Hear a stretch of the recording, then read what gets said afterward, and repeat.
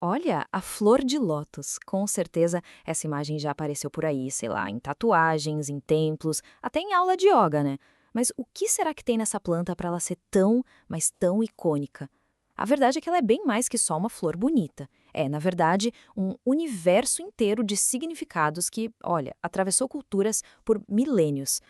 Então vamos lá, por quê, né? O que faz essa flor ser um símbolo tão poderoso, tão presente na história? Porque, poxa, é uma imagem que está em todo lugar mesmo, desde a arte antiga até, como foi dito, na yoga hoje em dia. A questão é, o que faz dela um símbolo tão potente, tão duradouro? Para a gente entender isso, a gente tem que voltar lá para a origem dela. E é aqui que está o grande lance, o paradoxo que sempre fascinou todo mundo. Pensa na cena. Do meio da água mais suja, parada, cheia de lodo, do escuro, de repente brota uma coisa de uma beleza, de uma perfeição absurda. E o mais incrível, totalmente limpa, sem nenhuma marca da sujeira de onde ela saiu.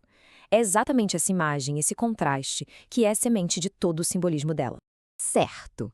Então, vamos começar pelo começo mesmo, pelo significado mais antigo de todos. E ele está ligado, olha só, à própria criação do mundo. Várias culturas antigas olharam para o lótus e viram ali o início de tudo.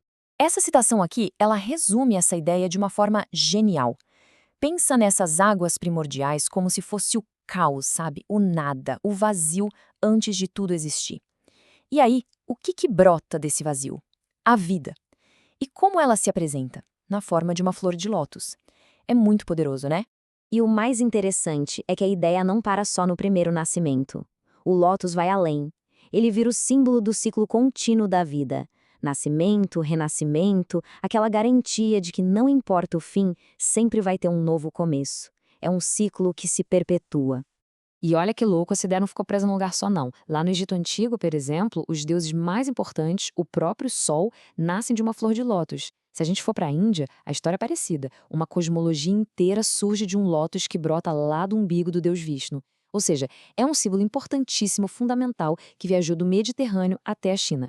Bem, partindo dessa ideia de nascer limpinho, sem mancha nenhuma, do meio da lama, o simbolismo do lótus começou a evoluir. Ele se transformou, então, num símbolo super forte da pureza, mas agora da pureza da alma e da jornada espiritual de cada um. Essa frase de um texto budista resume tudo. Não sou o maculado pelo mundo. E o mais incrível, sério, é que isso não é só uma metáfora bonita, é ciência pura. A folha do lótus tem uma parada chamada efeito lótus, ou superhidrofobia. Ela tem umas microestruturas que simplesmente não deixam a água e a sujeira grudarem. A lama escorre literalmente sem deixar nenhuma mancha. É a natureza mostrando o que é pureza de verdade. Então, a gente junta tudo e pronto. A jornada da planta vira uma metáfora perfeita da nossa própria jornada espiritual. É sair lá de baixo, da escuridão do lodo, que seria a ignorância, atravessar as águas turvas da vida, para finalmente chegar na superfície e desabrochar na luz do dia, na luz da sabedoria, da iluminação. É uma imagem muito forte. E essa busca pela iluminação, ela chega no seu ponto máximo no tantrismo. Lá, o centro espiritual mais elevado que existe, o famoso chakra da coroa, é representado como o quê? Um lótus de 1000 pétalas, bem no topo da cabeça. Conseguir abrir esse lótus significa atingir a revelação total, a consciência plena. É o objetivo final. Ok, agora segura um pouco. A gente falou do lado espiritual, do místico, mas para a gente entender de verdade, a gente precisa voltar para a Terra, para a botânica mesmo. Porque tem uma confusão muito, mas muito comum, principalmente aqui no Brasil, sobre que planta é essa, afinal. Então fica a pergunta: aquela flor linda que a gente vê por aí nos lagos do Brasil é mesmo um lótus de verdade? A resposta curta e grossa, nem sempre. Muita gente acaba confundindo o lótus com outra planta aquática, que também é maravilhosa, mas que, botanicamente falando, é outra coisa. Mas olha, a diferença é bem visual, bem simples de pegar. O lótus de verdade, o do gênero Nelumbo, ele se ergue. A flor fica lá em cima, para fora da água, numa haste comprida. Já as ninféias, que é o gênero da nossa Vitória Régia, as flores ficam boiando, sabe? Bem na superfície da água. Uma fica para cima, a outra fica na água. Simples assim. Então, resumindo a história pra gente aqui no Brasil, o lótus verdadeiro, aquele do simbolismo asiático todo, não é nativo daqui. Ele foi trazido, é cultivado, a gente encontra em jardim botânico e tal. O que a gente tem aos montes, que é nosso mesmo nativo, são as ninféias, como a Vitória régia, lá na Amazônia, no Pantanal. Essas sim são brasileiras. Beleza.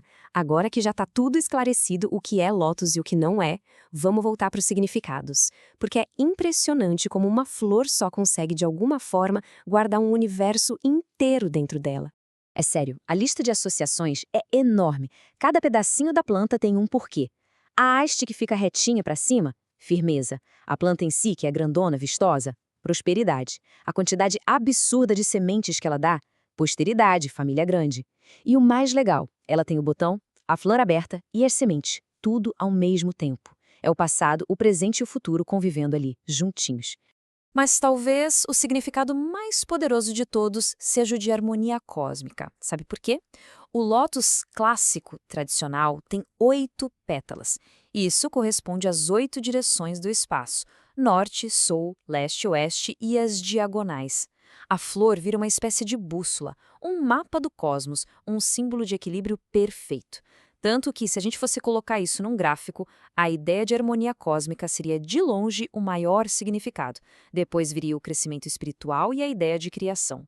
E para fechar, fica essa reflexão no ar. A história toda da flor de lótus mostra como a natureza está cheia de significado. É uma fonte que não acaba mais. Aí fica a pergunta, né? Se uma florzinha só pode guardar tanta coisa, tantos significados, quantos outros símbolos incríveis a gente não está deixando passar batido no nosso dia a dia, sem perceber?